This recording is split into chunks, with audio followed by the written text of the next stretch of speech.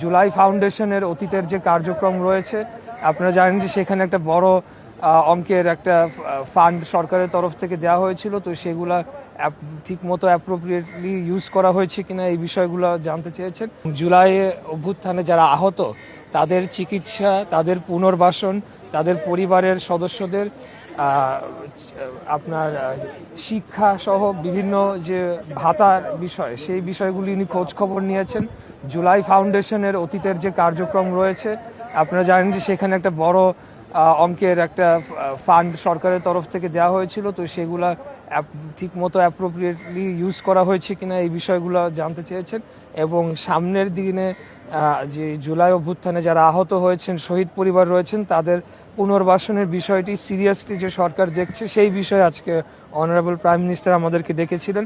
তো আমরাও ওনার দিক নির্দেশনা নিয়েছি এবং এখানে কিছু বঞ্চিত পরিবাররা রয়েছে যাদেরকে বিগত সময় বিএনপি দলীয় পরিচয় দেখে তাদেরকে বিভিন্ন যে পুনর্বাসনের যে সহায়তা সেগুলো প্রদান করা হয় নাই সঠিকভাবে। তো সেগুলো আমরা দেখছি, খতিয়ে দেখছি। আমাদের কাছে কোনো রাজনৈতিক দলীয় পরিচয় বিবেচনাধীন হবে না।